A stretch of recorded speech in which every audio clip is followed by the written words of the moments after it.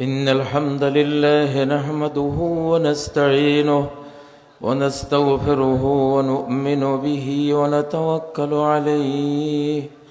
من يهد الله فلا مضل له ومن يضلل فلا هادي له، وأشهد أن لا إله إلا الله وحده لا شريك له، وأشهد أن محمدًا عبده ورسوله.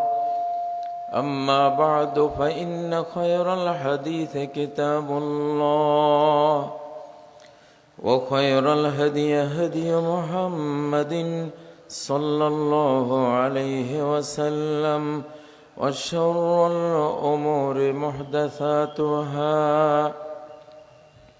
وكل محدثة بدعة، وكل بدعة ضلالة، وكل ضلالة في النار.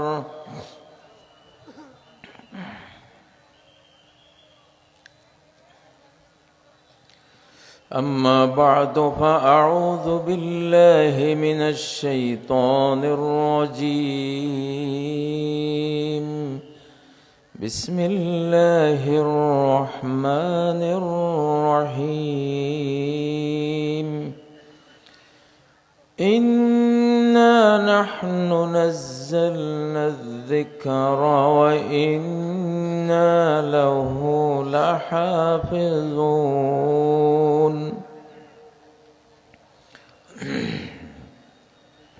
ويقول عز من قائل: إن الذي فرض عليك القرآن لردك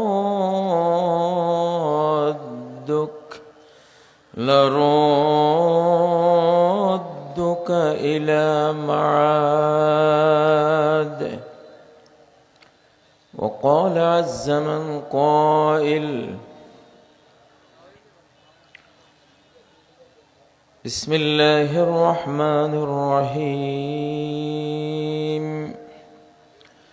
إذا جاء نصر الله والفتح ورأيت الناس يدخلون في دين الله أفواجا فسبح بحمد ربك واستغفره إنه كان توابا. إن الله وملائكته يصلون على النبي يا أيها الذين آمنوا صلوا عليه وسلموا تسليما. اللهم صل على محمد وعلى آل محمد كما صليت على إبراهيم وعلى آل إبراهيم إنك حميد مجيد. اللهم بارك على محمد وعلى آل محمد كما باركت على إبراهيم وعلى آل إبراهيم إنك حميد مجيد. 3 দিনব্যাপী 32তম তাফসীরুল কোরআন মাহফিল 2025-এর অধ্যকার প্রথম দিবসের সম্মানিত সভাপতি এবং আমন্ত্রিত উলামায়ে কেরাম, আইম্মাতুল মাসাজিদ, মুফাক্কিরুল জিল, সম্মানিত সুধী, ইসলামিক বিজয় শতাব্দীর সর্বস্তরের মুআজ্জাজ মুকাররম বিরাদরানে ইসলাম, পর্দার অন্তরালে সম্মানিতা মাদারানে ইসলাম, আল্লাহ তাবারাকা ওয়া তাআলার দিকে সেই অন্তরটা ধাবিত করছি। তিনি যে অন্তরের দিকেই কেবল নজর দেন, দেহের দিকে নজর দেন না। অন্তরে কি আছে সেইটা তিনি দেখেন। সেই অন্তর এবং অন্তরগুলোকে, তার দৃষ্টির জায়গাগুলোকে তার ঈমান, ভালোবাসা, গুণগান দিয়ে পরিপূর্ণ করে, একত্ববাদ দিয়ে সাজিয়ে, ঈমানের অলঙ্কারে অলঙ্কৃত করে তার দিকে মোতাওয়াজ্জহ করছি। ওয়াজ্জাহতু ওয়াজহিয়া লিল্লাযী ফাতারাস সামাওয়াতি ওয়াল আরদ হানিফাও ওয়া মা আনা মিনাল মুশরিকিন। সকলেই রব্বুল আলামিনের সবচেয়ে যে প্রিয় জিনিসটি, যেই জিনিসের সমান কোনো জিনিসই তার কাছে প্রিয় নয়, অর্থাৎ তার গুণগান, তার হামদসানা, তার প্রশংসা, তার সেই প্রিয় জিনিস দিয়েই আমরা শুরু করি। ইয়া রব্বি লাকাল হামদ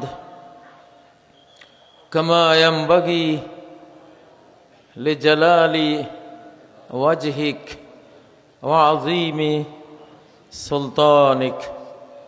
সুবহানাল্লাহি ওয়া বিহামদিহি আদাদা খালকিহি ওয়া রিদা নাফসিহি ওয়া জিনাতা আরশিহি ওয়া মিদাদা কালিমাতিহি। সুবহানাল্লাহি ওয়া বিহামদিহি সুবহানাল্লাহিল আযীম। সম্মানিত বিরাদরানে ইসলাম, আমাদের এই যুগটা, বিশেষ করে 2024 পরবর্তী শতাব্দীটা, এটি পৃথিবীকে পবিত্র করার শতাব্দী, পৃথিবীকে পাপ মুক্ত করার শতাব্দী, শিরিক, কুফর, মুনাফিকি মুক্ত করার শতাব্দী। পৃথিবীকে ঈমান দিয়ে, ইসলাম দিয়ে, ইহসান দিয়ে আলোকিত এবং উজ্জ্বল করার শতাব্দী। আলহামদুলিল্লাহ, আমরা সবাই খুশি না? যেমন একটা শতাব্দী আমরা পেয়ে গেছি, আলহামদুলিল্লাহ। এখন যুগটা কোরআনের আয়াত দেখার যুগ। কোরআনের আয়াত দেখার যুগ। তাফসীর এবং ব্যাখ্যার পাশাপাশি এখন আয়াতগুলো দেখা যাবে, কোরআনের কোন আয়াত কিভাবে কোথায় কাজ করছে, সেই দৃশ্য আয়াতকে একেবারে স্বচক্ষে এখন আমরা দেখব। আমি আল্লাহর উপর তাওয়াক্কুল করে দেখি কয়টা আয়াত দেখিয়ে দিতে পারে কিনা আপনাদেরকে। যেহেতু আল্লাহ বলেছেন সানুরিহিম আয়াতিনা, শীঘ্রই আমি তাদেরকে, যারা কোরআন বিশ্বাস করে না, বিশেষ করে তাদেরকে, আর বিশ্বাস যারা করে তারা তো আছেই, তারা দেখবে, আমি সবাইকে আমার আয়াত আমি দেখাবো, শীঘ্রই আমি দেখাবো। শুধু আমি যে বললাম, আমার বলা এক একটি আয়াত, কোরআনের এক একটি ভার্স কিভাবে বাস্তবায়িত হয়। একটা যুগ আসবে বিশ্ববাসী আমার এই কোরআন যে সত্য তারা দৃশ্য দেখে দেখে সেটা ইয়াকিন করবে ইনশাআল্লাহ। সনুরিহিম আয়াতিনা ফিল আফাকি ওয়া ফি আনফুসিহিম হাত্তা ইয়াতাবায়ানা লাহুম আন্নাহুল হক। তারা দেখে দেখে ক্লিয়ার বুঝবে, ইয়াতাবায়ান ক্লিয়ার হয়ে যাবে তাদের সামনে, আন্নাহুল হক যে এই কোরআন একটা তার বাস্তবতা আছে। সে শুধু থিওরি না, শুধু বক্তব্য না, আল হক বাস্তবে প্রতিষ্ঠিত হওয়া, এস্টাবলিশড হওয়া, বাস্তবে ঘটে যাওয়ার মতো এক একটি কথা, এক একটি ওয়ার্ড, এক একটি অক্ষর আল্লাহর কোরআনে আল্লাহ বলেছেন। আমরা দেখব ইনশাআল্লাহ।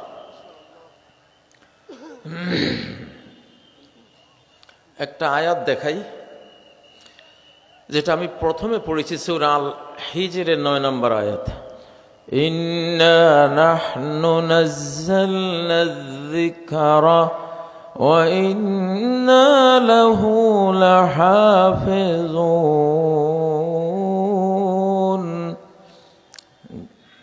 ইন্না নিশ্চয়ই, নিশ্চয়তা দিচ্ছি, কোনো ডাউট নাই, কোনো সন্দেহ করার কোনো অবকাশ নাই, নিশ্চিত কথা, ডাউটহীন, সন্দেহহীন, সন্দেহ মুক্ত কথা বলছে।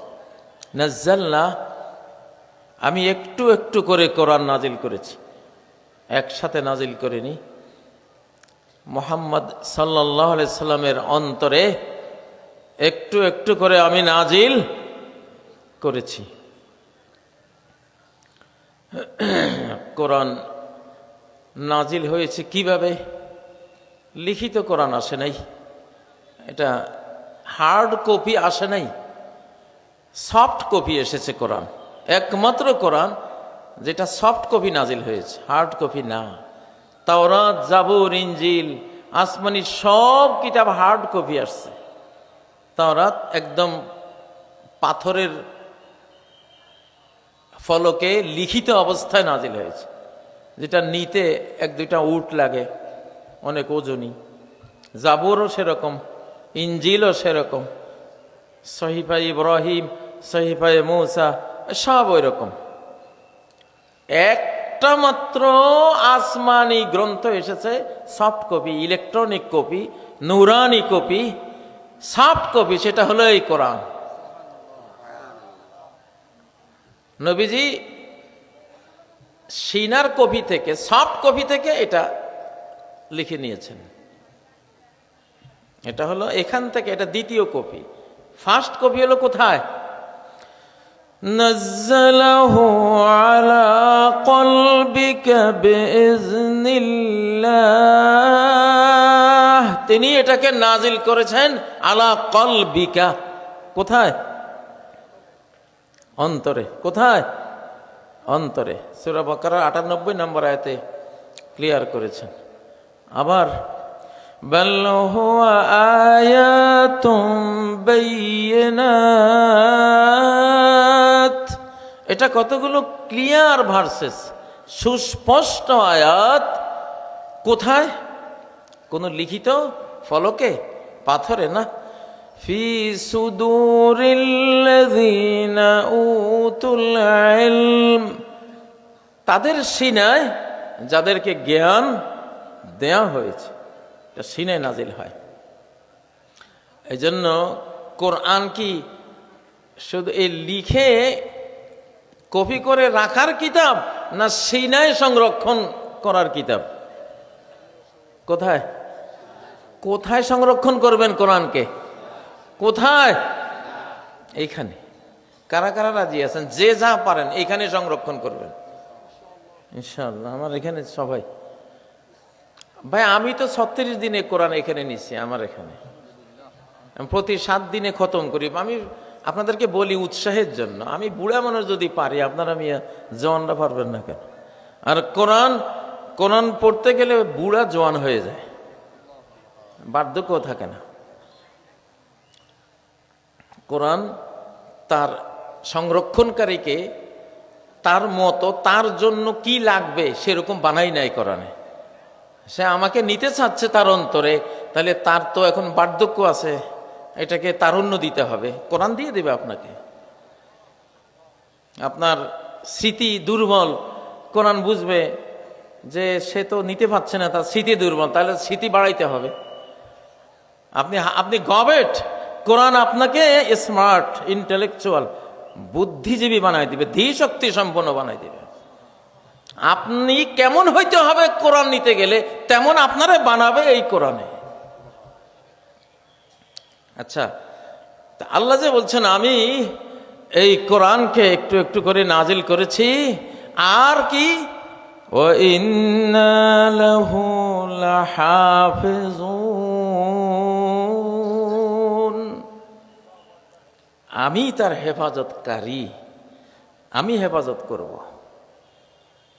আমি হেফাজত করব।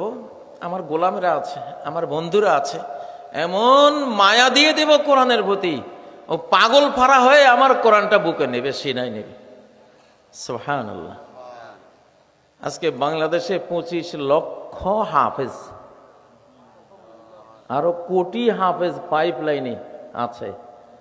তাহলে আয়াতটি দেখা যায়, আল্লাহ যে বলছেন যে আমি রক্ষা করব, এটা যে রক্ষিত হয়েছে সিনা, সে যেখানে আসছে, কোরআন আসছে যেহেতু সিনার মধ্যে, আরে ভাই লিখিত অবস্থায় তো আছেই, তার চেয়ে বড় হলো সে যেখানে আসছে ওখানেই আল্লাহ হেফাজত করবেন। হেফাজতটা করেছেন কিনা দেখা যায় তো। কদিন পরে রমজান আসলে সারা বাংলাদেশে হাফেজের বন্যা বয়ে যাবে, দেখবেন প্রত্যেক মসজিদে হাফেজ, ঠিক না? শুধু যে আমি আমার কোরআনের অক্ষর আয়াতগুলি হেফাজত করব এটা তো না, কোরআনের সমাজটাও তৈরি করে আমি দেখাবো যে দেখ আমার কোরআন কিভাবে থিওরিক্যাল ভাবে সিনায় আছে, বাস্তব রূপে সমাজে, রাষ্ট্রে, বাংলাদেশে, পৃথিবীতে আছে, দেখাবো তোমা করে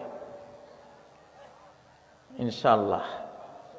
ইনশাআল্লাহ সানুরিহিম, আল্লাহ বলছেন যে আমি দেখাবো।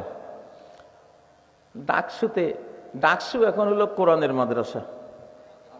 ঢাকা বিশ্ববিদ্যালয়, চট্টগ্রাম বিশ্ববিদ্যালয়, জাহাঙ্গীরনগর বিশ্ববিদ্যালয়, এগুলি সব হলো, আপনি দেখবেন যে আল্লাহ যে বলছেন আমি দেখাবো আমার আয়াতগুলি কিভাবে বাস্তবে তোমার স্কুলে ঢুকে, কলেজে ঢুকে, ইউনিভার্সিটিতে ঢুকে, তোমার অফিসে ঢুকে কিভাবে এটা সর্বত্র এটা যায় আমি দেখাবো। আপনারা দেখছেন তো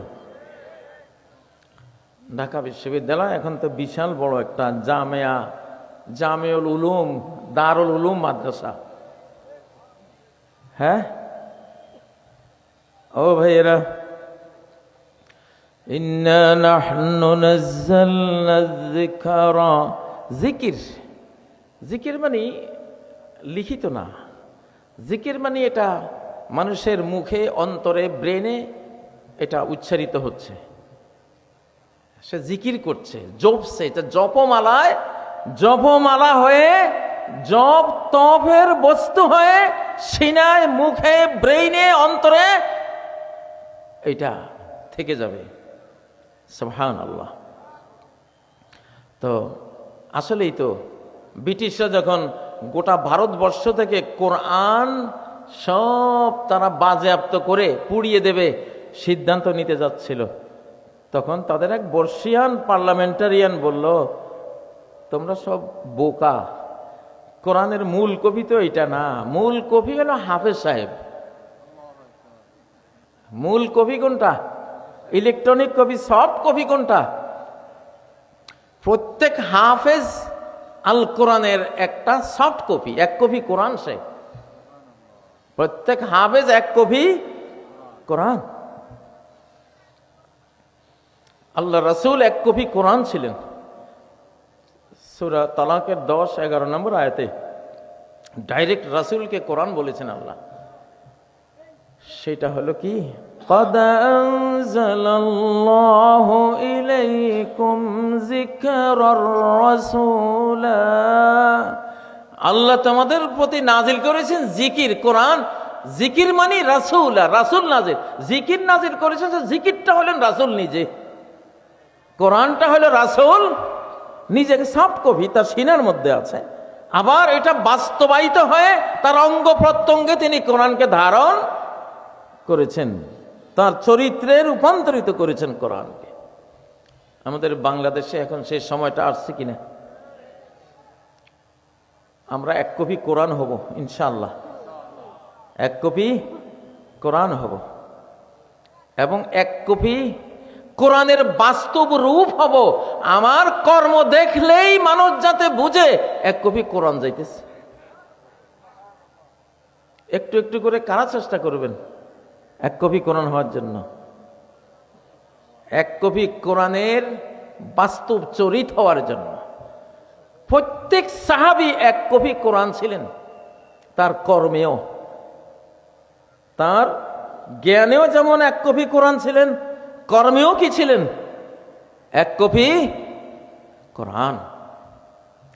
বাংলাদেশের জনগণ যদি এক কপি করে কোরআন হয়ে যায়, বাংলাদেশের জনগণের অধিকাংশ মানুষ যদি হাফেজ হয়ে যায়, যে যা পারে হাফেজ হয়ে যায়, তাহলে তাদের সরকার যিনি আসবেন বিরাট মাপের হাফেজ একজন আসবে, বিরাট মাপের কোরআনের বিশেষজ্ঞ একজন আসবে, লাইক আবু বকর, লাইক ওমর ফারুক। কারণ ওই সমাজে সব ছিল কোরআনওয়ালা, এই জন্য তাদের মধ্যে কে সর্বশ্রেষ্ঠ কোরআনওয়ালা তারে আল্লাহ রাষ্ট্রপ্রধান বানাই দিচ্ছেন। ঠিক না বেঠিক? আগামী বাংলাদেশে আমরা তো দাবি করি যে আল্লাহ তুমি কোরআনের পার্লামেন্ট আমাদেরকে দাও, তো সেটার ওয়ে হলো এইটা যে আপনি আগে কোরআনের কপি হন। আপনি এই দেশের 51% মুসলিম যদি যে যা পারে কোরআন বুকে ধারণ করে, আগামী সংসদে যারা আসবে সব কোরআনওয়ালা আসবে ইনশাআল্লাহ। ও ভাইরা, তাইলে আমরা দেখতে পাচ্ছি আল্লাহর আয়াতগুলি কিভাবে বাস্তবায়ন হচ্ছে। রিপিট করি একটা বক্তব্য, দুই একটা মাহফিলে বলেছি। দেখুন সূরা আন-নাসরের মধ্যে আল্লাহ কি বললেন, ইযা জাআ নাসরুল্লাহি ওয়াল ফাth, যখন আসবে আল্লাহর সাহায্য। কার সাহায্য? সাহায্য কার? তাহলে বোঝা গেল সাহায্য যেই দিক থেকে আসুক সেটা আল্লাহ পাঠাইছে। কে পাঠাইছে? সাহায্য কার? নাকি আমেরিকার, নাকি ভারতের? এই তো আপনি কার সাহায্যে বিজয়ী হবেন, এইখানেই তো আগের বুঝটা আপনার লাগবে যে আমার সাহায্য করতে পারে কে। কে করতে পারেন? একমাত্র। এটা আরো আয়াতে ক্লিয়ার করেছেন, ওয়ামান নাসরু ইল্লা মিন ইনদিল্লাহ, সাহায্য আল্লাহ ছাড়া আর কারো কাছ থেকে আসতে পারে না। ঠিক না ঠিক? বাংলাদেশের জনগণের বোঝা উচিত, নেতাদেরও বোঝা উচিত যে আমি সাহায্যের জন্য কার কাছে হাত পাতবো, মনটা পাতবো। সাহায্যের জন্য যদি কেউ আল্লাহ ছাড়া কারো কাছে মন পেতে দেয়, তো শিরকে আকবার করলো। কি হলো? শিরকে আকবার।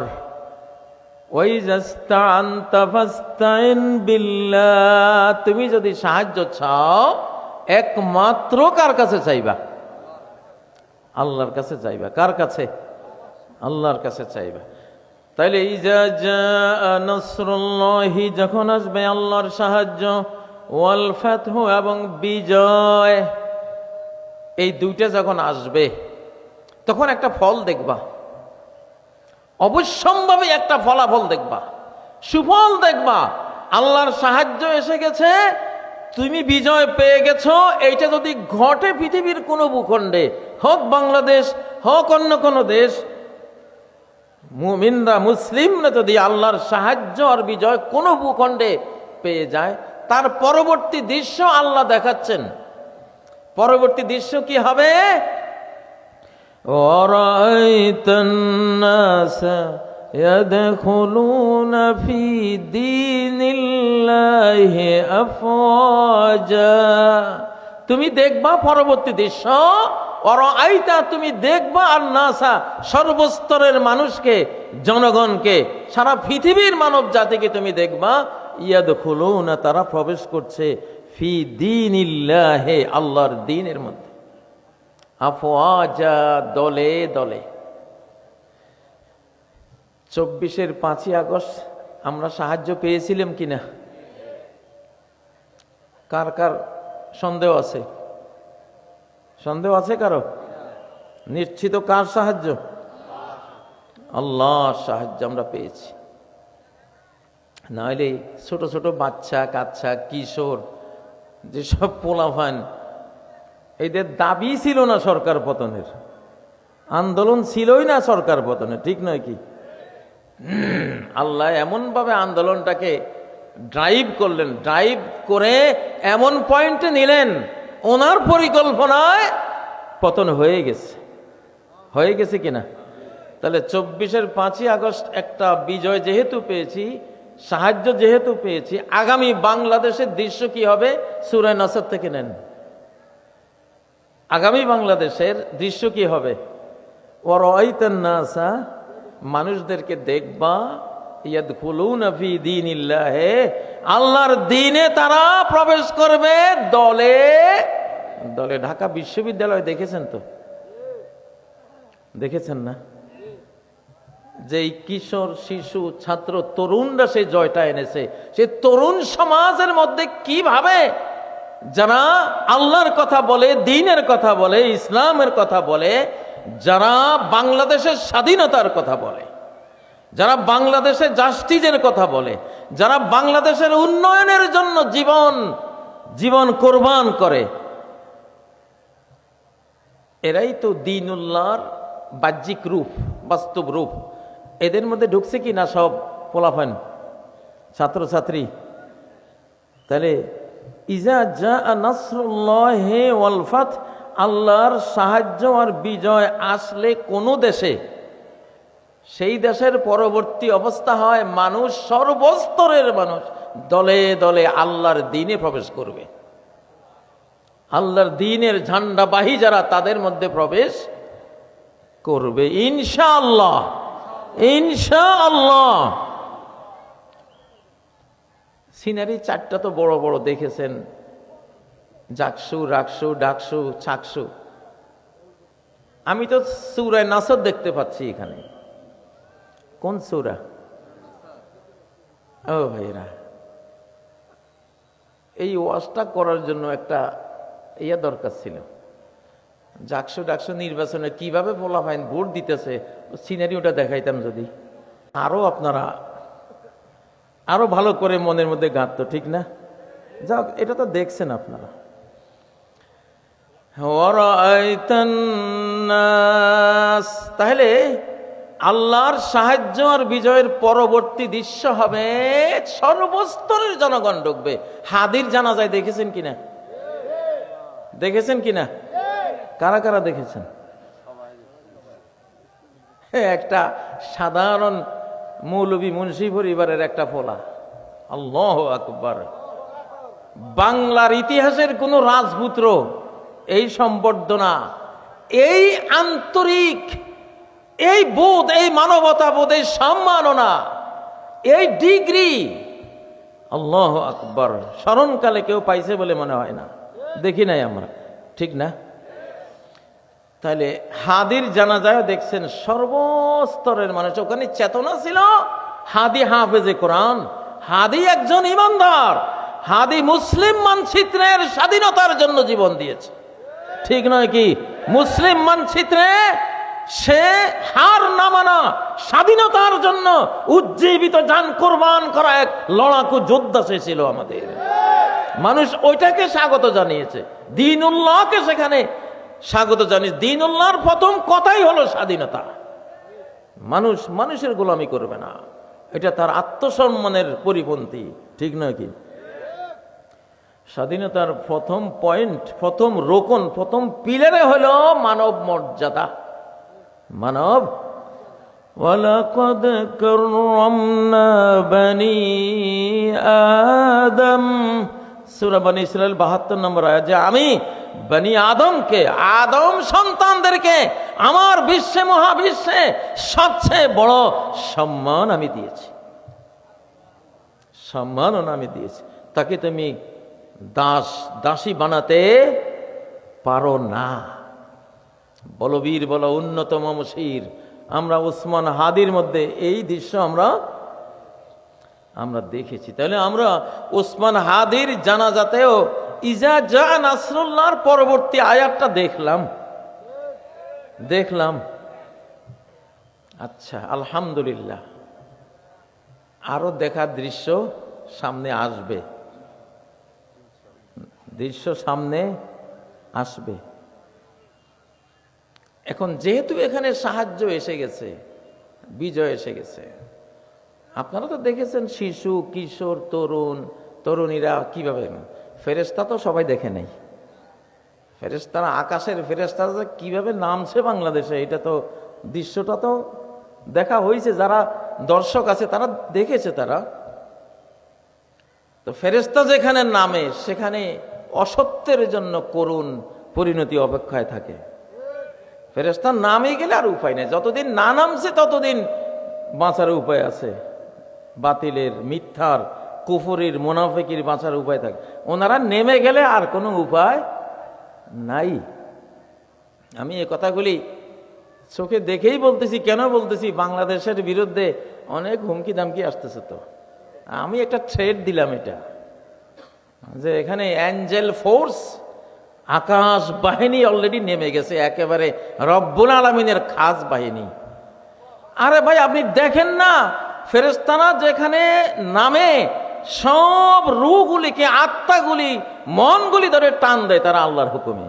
নাহলে হাদির জানা যায় এই কিয়ামত কিভাবে হয়।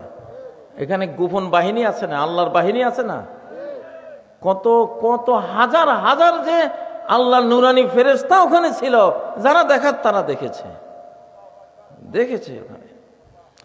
তো সেই 15 ফিট 16 ফিট লম্বা লম্বা সে পুরা সাদা জুব্বা ড্রেস পরা নুরানি ফেরেশতারা কিভাবে ছিল সেটা তো ছিল।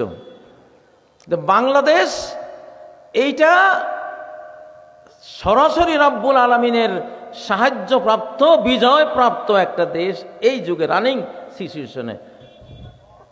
মনে করবেন না যে আমরা খুব দুর্বল, ভুল করবেন না কেউ। আশপাশের বন্ধুদেরকে বলতেছি, ভুল করে যদি এখানে পা দেন তারপরে বুঝবেন যে কত ধানে কত চাল, ইনশাআল্লাহ। ঠিক না বে ঠিক? ভুল করেন না। وَرَأَيْتَ النَّاسَ يَدْخُلُونَ فِي دِينِ اللَّهِ أَفْوَاجًا। এখন সামনে যদি নির্বাচন হয় ইনশাআল্লাহ, তৃতীয় সিনারিও আপনারা দেখবেন যে পরবর্তী ইজা জা নাসরুল্লাহ ওয়াল ফাতহের পরবর্তী সিনারিও অপেক্ষায় আছে ইনশাআল্লাহ। ফেব্রুয়ারিতে দেখবেন ইনশাআল্লাহ। কোন ফকিন্নির ভূত এটা ঠেকাইতে পারবে না ইনশাআল্লাহ। হয়তো ফকিন্নির ভূত করলে হয়তো কেউ রাগ আসবে। আমি নিজেও তো ফকিন্নির ভূত। আমরা সবাই কার ফকির? আল্লাহর ফকির। আমি ফকির, বাবাও ফকির, মাও তো কি ফকির। নিতে ফকিন্নির ভূত, এটা তো হলো সম্মাননা। এটা কি? আকরামা মা তাকুনু আলাইহি আফকারা মা তাকুনু ইলাইহি। শাহানশাহ রব্বুল আলামিন, অভাবহীন, বেনিয়াজ। তুমি তার সামনে যত ফকির হবা, ফকিরি করবা, যত বড় কাঙ্গাল, ভিখারি, ভিক্ষুক হইবা, তত বড় অনারেবল, তত বড় সম্মানিত হইবা তুমি। ফকিরিটা সব জায়গায় নিন্দনীয়, খারাপ। ইল্লা ফি মাওদিন ওয়াহিদ, এক জায়গায় এটা সর্বোচ্চ সম্মাননা। সেটা কোন জায়গা? এটা রব্বুল আলামিনের জায়গা। ঠিক না কথা? হ্যাঁ, আমাদের নবীজিকে আল্লাহর পক্ষ থেকে ফেরেশতার মাধ্যমে প্রস্তাব পাঠানো হয়েছিল, ইয়া মুহাম্মদ আমালিকান রাসূলান আন আবদান রাসূলা, আপনি কি বাদশা রাসূল হবেন না আপনি একজন আল্লাহর দাস রাসূল হবেন? জিবরাইল বসা, জিবরাইল আমিন আলাইহিস সালাম বসা। নবীজি জিবরাইলের দিকে তাকাইলেন যে আল্লাহর খাস ফেরেশতা আসছে, আমি কি বাদশা রাসূল হব? তাহলে সেই সুলাইমানি শান শওকত, সেই রকম একবারে আকাশে উড়া সিংহাসন সবকিছু ব্যবস্থা হয়ে যাবে। আপনি কি বাদশা রাসূল হবেন? কিং মেসেঞ্জার সেরকম হবেন, নাকি আপনি আল্লাহর একজন দাস রাসূল হবেন? তো জিবরাইলের দিকে তাকাবার পরে জিবরাইল আলাইহিস সালাম নবীজিকে ইশারা দিলেন, আপনি ছোট হয়ে যান আল্লাহর সামনে, আপনি আল্লাহর সামনে একেবারে নিজেরে দাস বানাই দেন, দাস বানাই দেন, এটাই রাজত্ব। আল্লাহু আকবার। তখন নবীজি বললেন, ওই ফেরেশতারে যিনি আসছেন আকাশ থেকে এখন মাত্র, ওনারাই বললেন, বাল আবদান রাসূলা, আমি আল্লাহর দাস রাসূল হব। আল্লাহু আকবার। ওই যে উনি নিজেকে বিনয়ী করে, ছোট করে আল্লাহর কিবরিয়া, তার জালালের সামনে, তার কুদরতের সামনে নিজেকে বিলীন করে দিলেন, আল্লাহ ওনারে দোজাহানের বাদশা বানাই দিলেন। তো এইটা বলা আবদান রাসূলা। ওই দিন থেকে নবীজি কানা ইয়াকুলু আলাল আরদি ওয়া ইয়াজলিসু আলাল আরদি ওয়া ইয়াসজুদু আলাল আরদ। সেই দিন থেকে, ওই ঘটনার দিন থেকে নবীজি মাটিতে বসে খেতেন, মাটিতে সেজদা দিতেন এবং কি করতেন, মাটির উপরে বসতেন। সরাসরি মাটির মানুষ মাটির উপরে বসতেন। ও ভাইয়েরা, তো এখন যেটা ইনশাআল্লাহ বাংলাদেশে এটা ন্যারেটিভ তৈরি করব, ন্যারেটিভ বয়ান তৈরি করব, কি দিয়া? কোরআন দিয়া। কি দিয়া? কোরআন দিয়া। আমাদের বাংলাদেশে আমাদের মানচিত্রের বাইরের কোনো আধিপত্য মানার কোনো সুযোগ আর নাই। এই মানচিত্রের বাইরের কোনো আধিপত্য মানার কোনো সুযোগ নাই। জ্বালিয়ে পুড়িয়ে ছাই ভস্ম করে দেওয়া হয়েছে, এটার অস্তিত্বই আর নাই। অতএব এই মানচিত্রকে যিনি ভালোবাসবেন, তিনি এই মানচিত্রের আল্লাহর বান্দা বান্দিরা কি চায়, বাস আমরা কি চাই, এটা নিয়েই তিনি চিন্তাটা করতে হবে। রাজি আছেন? কারা কারা রাজি আছেন? আমরা স্বাধীন, আমরা সম্মান চাই, মর্যাদা চাই, আমরা কারো দাসী হতে চাই না। আমাদের সাথে বাইরের কোনো কারো স্বামী স্ত্রীর কোনো সম্পর্ক আমরা দেখতে চাই না, ঠিক নয় কি? وَرَأَيْتَ النَّاسَ يَدْخُلُونَ فِي دِينِ اللَّهِ أَفْوَاجًا। এই যে বাংলাদেশে যে সাহায্যটা আর বিজয়টা আসলো, আপনারা এতক্ষণ যেটা আমার থেকে শুনলেন, এইটুকুর ফলাফল সামারি সারাংশ কি, যে বাংলাদেশে আগামী সিনারিওগুলো সূরা নাসরের প্রথম আয়াত, এটার পরবর্তী দ্বিতীয় আয়াতের সিনারিটা খালি দলে দলে দলে মানুষ ইসলামে আসবে। কেমন? এনসিপির আমাদের বন্ধুরা, পোলাফাইনগুলি ইসলামী দলের সাথে গেছেনি, দেখছেন নি? কে কে দেখছেন? আরে একটু হাত নামাইতে কষ্ট লাগে মিয়াতে। যুদ্ধ না আপনারা আল্লাহর জন্য, এই বাংলাদেশের জন্য স্বাধীনতা যুদ্ধ করবেন না। আমার এখন একটা সংস্থা আমার আছে ব্যক্তিগত, এটার জন্য কোনো নিয়ম কানুন নেই। এটার নাম হলো সাবাস। সংস্থার নাম কি? সাবাস। সা মানে স্বাধীন, বা মানে বাংলাদেশ, দন্তস মানে সংঘ, স্বাধীন বাংলাদেশ সংঘ, সংক্ষেপে হলো সাবাস। আমরা হলাম সাবাস যোদ্ধা। এইবারে স্বাধীনতার যারা যুদ্ধ করবে তাদের নাম সাবাস যোদ্ধা, দুঃসাহসী যোদ্ধা, ঠিক নয় কি? লাইক ওসমান হাদি, ঠিক না? লাইক আবু সাইদ, ইনশাআল্লাহ। আপনি কইবেন আমি জঙ্গি, আমি মৌলবাদী না, তো আমি তো ধর্ম নিয়ে রাজনীতি করি না, আমি স্বাধীনতার রাজনীতি করি না। আমি কিসের রাজনীতি করি? আমি স্বাধীনতার যোদ্ধা। ধর্ম যার যার ধর্ম তার সাথে থাকবে। আমি মুসলিম হলে আমি 100% ইসলাম আমি মানবই, ঠিক না? আপনি হিন্দু হলে আপনি 100% হিন্দুত্ব, আপনি হিন্দু ধর্ম মানেন। খ্রিস্টান হলে 100% আপনি খ্রিস্টান ধর্ম মানেন। এটা যার যার কাছে আছে। বাট রাজনীতিটা হলো দুনিয়ার জিনিস। এটা আমার স্বাধীনতা চাই। আমি কি চাই? আমার স্বাধীনতা চাই। সাহাবীরা কোনো এলাকায় গেলে তিনটা কথা যে বলতেন, তিন কথার প্রথম কথাই ছিল স্বাধীনতা। তোমরা কেন আসছো এই দেশে? যুদ্ধ করতে কেন আসলে? বলে জিনা লিনুখরিজাল ইবাদ ইলা মিন ইবাদাতিল ইবাদ ইলা ইবাদাতি রাব্বিল ইবাদ। আমাদের ফার্স্ট মিশন, সর্বোচ্চ সর্বশ্রেষ্ঠ মিশন হলো আমরা তোমাদের এলাকায় এসেছি, মানুষের গোলামি করতেছে এই রাষ্ট্রে। তোমরা একে অপরকে দাসী বানাই রাখছো, আমরা এদেরকে উদ্ধার করতে আছি। এরা শুধু এক আল্লাহর গোলাম, আর কারো গোলামি তারা করতে পারে না, হবে না। এটা মানব মর্যাদার পরিপন্থী। তাহলে প্রথম কথাটাই কিসের? স্বাধীনতার। কিসের? স্বাধীনতার। বাংলাদেশে এই পয়েন্টে আমি আরো কিছু কথা বিভিন্ন মাহফিলে বলবো, এখানে বেশি বলবো না, কারণ সময় অল্প নিছি।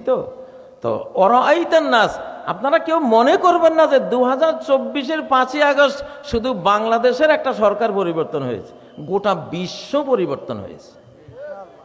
গোটা বিশ্ব পরিবর্তন হয়েছে। আপনারা দেখতে থাকবেন ইনশাআল্লাহ।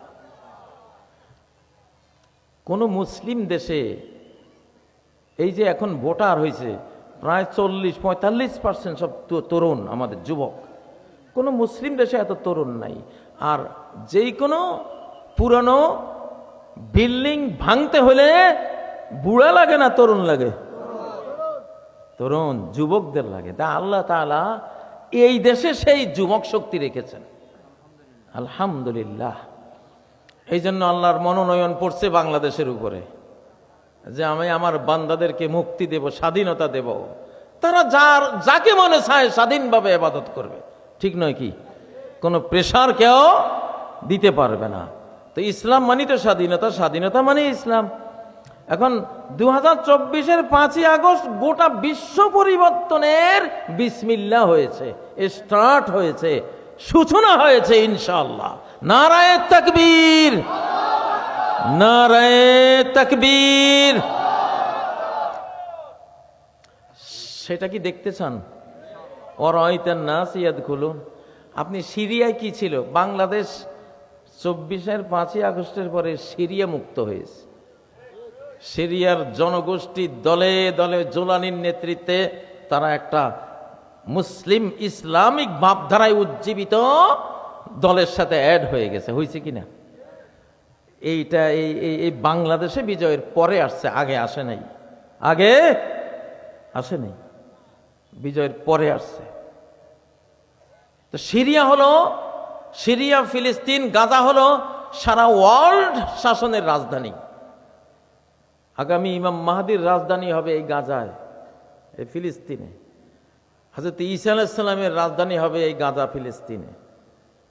এবং দাজ্জালও রাজধানী বানাবার চেষ্টা করবে ওই গাজা, ফিলিস্তিনে। এই জন্য ফিলিস্তিনে, গাজায়, সিরিয়া, সারা পৃথিবীর দাজ্জাল বাহিনী আর আল্লাহর ফেরেশতা মুমিন বাহিনী সব ওইখানে। এখন বাংলাদেশের বিজয়ের পরে এটা বাংলাদেশে যেমন ঘটেছে, ঠিক কিছুদিন পরে বিশ্ব শাসনের যে মূল রাজধানী সিরিয়া, ফিলিস্তিন, জর্ডান মানে শাম আর কি, শাম দেশ, সেখানে ঘটেছে কিনা? সেখানে ঘটেছে ইনশাআল্লাহ। এবং এর পাশে পাশে ঘটে গেছে ইরানে। অরাইতান নাস ইয়াদখুলুন। আপনি এই যে বুড়া খোমেনির কি ক্ষমতা, আমেরিকাও হয়রান, রাশিয়া হয়রান। ওরে সর্বনাশ, কি পাওয়ার, কি মারা মারলো ইসরায়েলের উপরে, ঠিক না বে ঠিক? হ্যাঁ, আল আনা হামিয়াল ওয়াতিস, এইটা দেখে অরাইতান নাস কিভাবে হয়েছে, সারা পৃথিবী গাজার পক্ষে, সারা পৃথিবী ইরানের পক্ষে, সারা পৃথিবীর তরুণ, আমেরিকার তরুণ, ইউরোপের তরুণ গাজা শিশুদের পক্ষ নিছে কিনা। অরাইতান নাস ইয়াদখুলুন, আপনারা অনেকে, আমি বুঝতে পারতেছি আপনারা অনেকে ভাবতেছেন যে হুজুর এই ছোট আমরা বাংলাদেশ গরিব দেশ, এইটার কি এত বড় সম্মান যে এইটার পরিবর্তনের সূত্র ধরে বিশ্ব পরিবর্তন হবে। হ্যাঁ হ্যাঁ, এইটাই তো আমি জানি আপনারা অনেকে ভাবতেছেন। সেই ভাবনাটার একটা জবাব দিই সূরা কাসাসের 5 নম্বর আয়াত, ওয়ানুরিদু আন নামুন্না আলাল্লাযীনা ইসতুদঈফু ফিল আরদ, আমার একটা পরিকল্পনা কাজ করে বিশ্বব্যাপী, আমার যে ইমানদার বান্দাদেরকে দাবিয়ে রাখা হবে, হীনবল করে রাখা হবে, চাপিয়ে রাখা হবে, স্বাধীনতা হরণ করা হবে, তাদের সম্পদ হরণ করে তাদেরকে বুখানাঙ্গা বানিয়ে দেওয়া হবে, এরকম যেখানে হবে আমার একটা কাউন্টার পরিকল্পনা সেখানে কার্যকর হয়ে যাবে। আমি ওই হীনবলকে সবলদের উপরে আমি সবল করে তুলব। আল্লাহু আকবার। 350 বছর আমরা এই জাঁতাকলে পিষ্ট, সেই ইংরেজের 200 বছর, ঠিক না? পাকিস্তানের 24 বছর, 71 টু 2024 কত বছর? 54 বছর আমরা জাঁতাকলে। আল্লাহ আমাগরে তুলছে,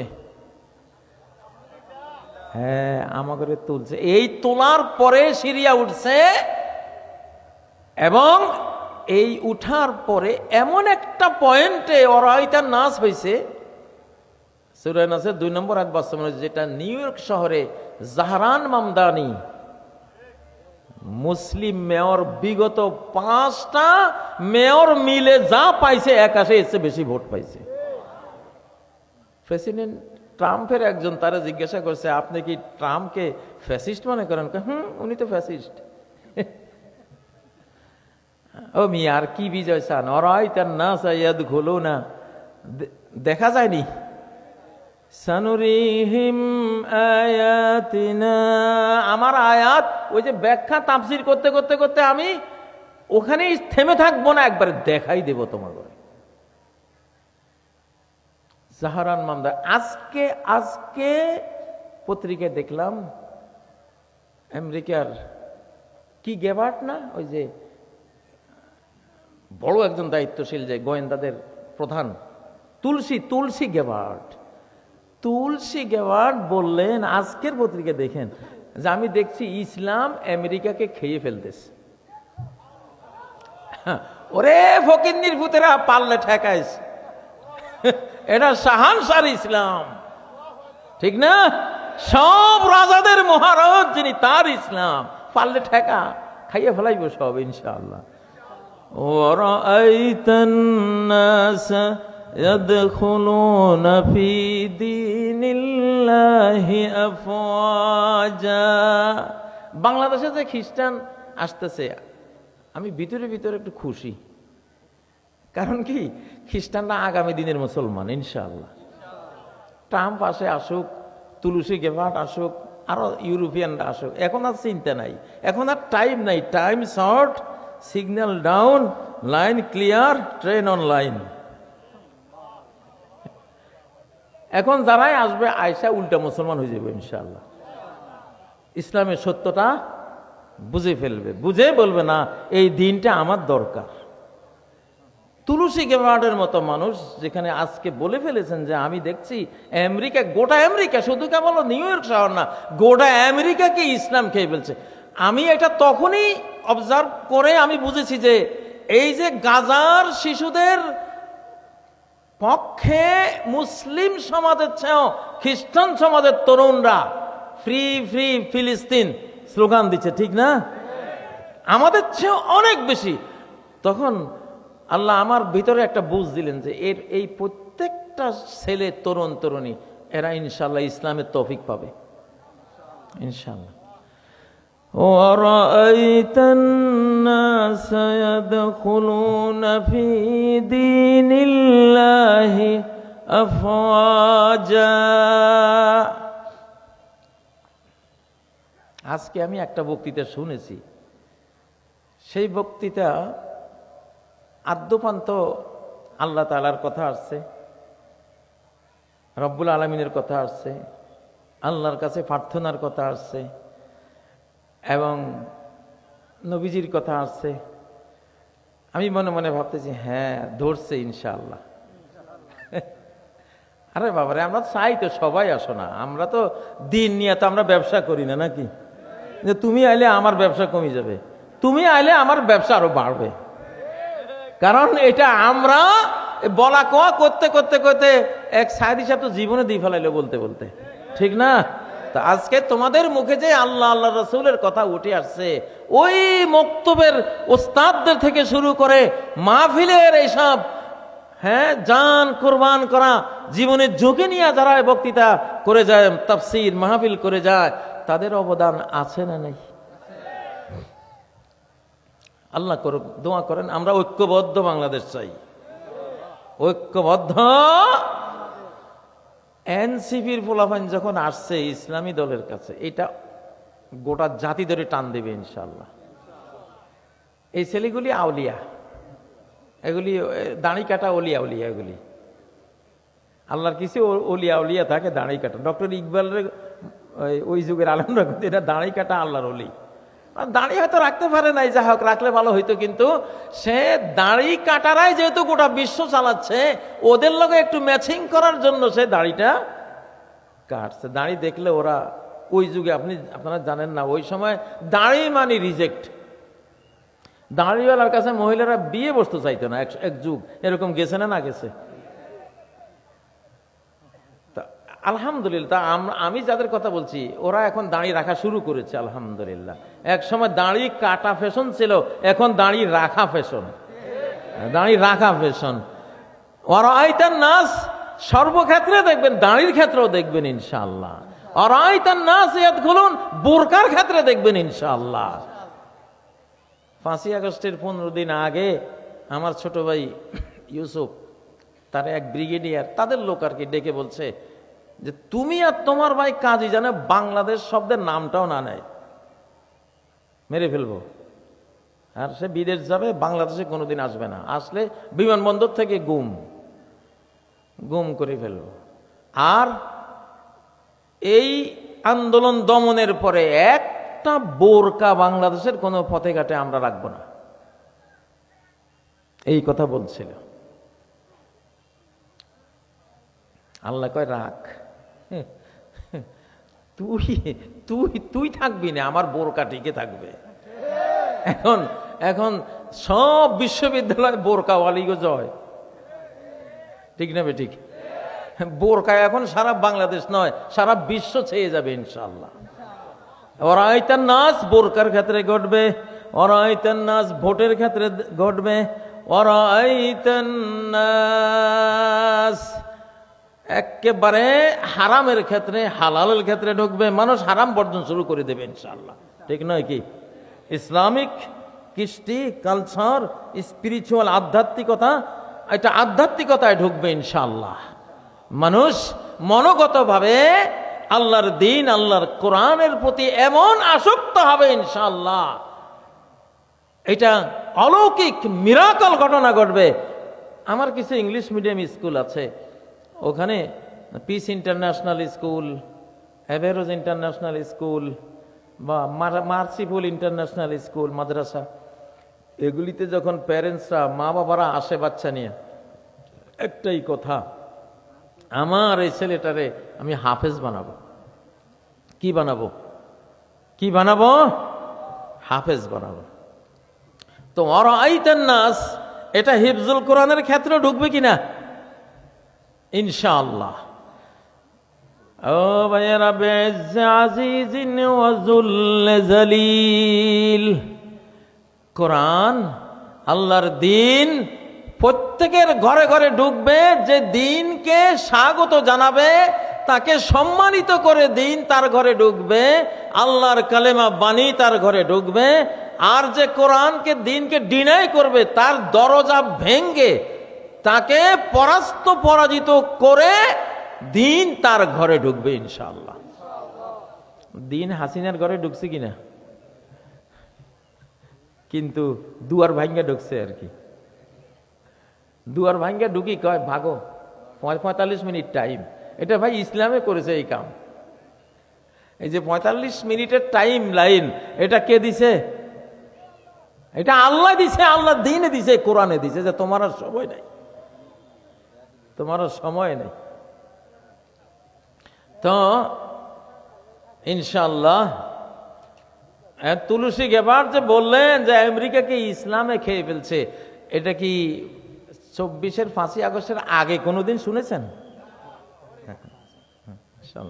শুনেন নাই। বাংলাদেশের এই ঘটনার পরে তো শুনতেছেন ইনশাআল্লাহ। আগে আগে দেখিয়ে হোতা হ্যায় ক্যা, সামনে সামনে দেখতে থাকেন কি হয় ইনশাআল্লাহ।